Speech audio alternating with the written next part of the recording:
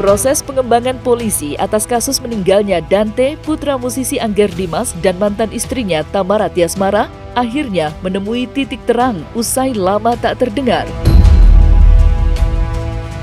Ya, pada hari Selasa tanggal 2 April kemarin, Kombes Ade Ari selaku Kabid Humas Polda Metro Jaya mengumumkan bahwa berkas penyidikan kasus ini telah diserahkan kepada Jaksa Penuntut Umum. Hal itu pun lantas disambut dengan baik oleh Tamara Tiasmara. Terlebih baginya, proses penyidikan berjalan dengan tempo waktu yang begitu cepat. Namun sayang, hingga kabar tentang pelimpahan berkas perkara mencuat, pihak kepolisian masih belum bisa untuk membeberkan motif di balik aksi keji sang pelaku. Penyidik Subdit Jatanras di Treskrim Polda Metro Jaya telah mengirim berkas perkara penyidikannya ke rekan-rekan Jaksa Penuntut Umum di Kejaksaan Tinggi DKI. Ya. Jadi itu merupakan bagian dari tahap penyidikan. Setelah awalnya penyelidikan, kemudian gelar perkara, meningkatkan pada tahap penyidikan, kemudian melakukan BAP, pengumpulan fakta-fakta, melengkapi berkas, dan akhirnya tahap 1. Tahap 1 adalah pengiriman berkas perkara ke kejaksaan. Di saat ini penyidik Subdit Jatanras sedang menunggu dan tetap berkoordinasi dengan rekan-rekan JPU, Kejaksaan Tinggi, untuk beliau-beliau melakukan penelitian berkas yang dikirim oleh Subdit Jatanras.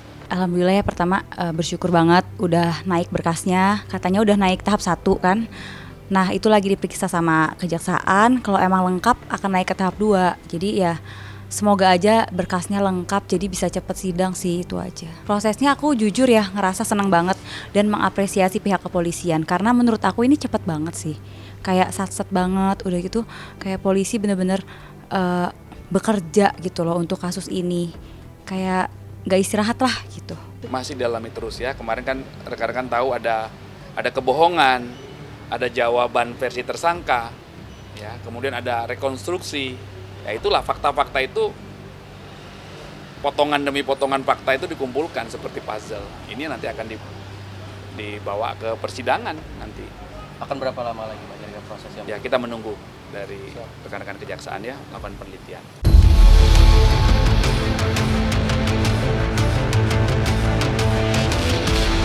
Seperti diketahui, Dante sendiri harus menghembuskan nafas terakhirnya karena aksi penenggelaman dari tersangka YA yang tak lain merupakan kekasih dari ibunda kandungnya. Mirisnya lagi, proses penyidikan polisi sempat menemui titik terjal akibat adanya 2 kebohongan besar yang dilakukan tersangka YA.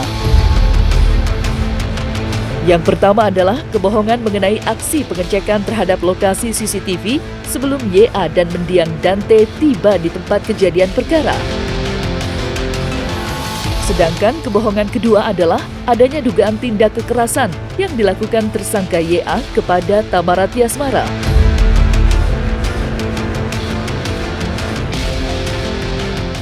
Perkembangan penyidikan kasus meninggalnya seorang anak laki-laki di sebuah kolam renang. Penyidik telah melakukan pemeriksaan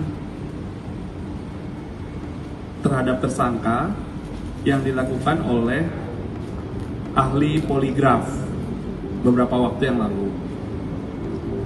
Hasilnya sudah keluar, ada 2 kebohongan yang dapat berdasarkan hasil pemeriksaan ahli poligraf. Yang pertama, tentang browsing CCTV kolam renang.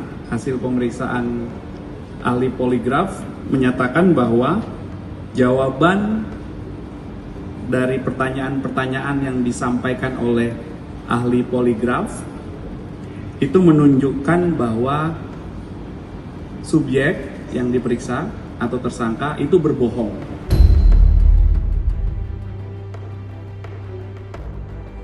Kita lihat dari segi positif, tentu dia dilengkapin tidak sehingga aman nggak ini. Tapi bisa juga orang menafsirkan negatif, itu tergantung ya, dari mana sudut pandangnya. Tidak adanya unsur kesengajaan ya Bang ya? Ya, kita nanti akan lihat di persidangan ya terkait itu. Kalau kita lihat prosesnya ini kan kita bisa lihat mens rea-nya bahwa tidak ada niat 338 maupun. Ya itu serah mereka.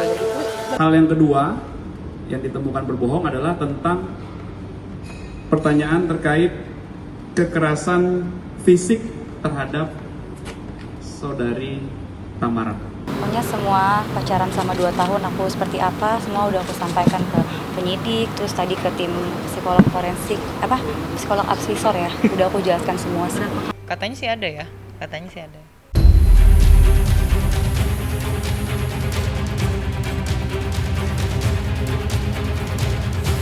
Terlepas dari dugaan kebohongan yang dilakukan tersangka YA selama proses penyidikan, pihak kepolisian sendiri telah mengambil berbagai macam cara untuk menuntaskan semua teka-teki yang menghantui misteri kepulangan Dante.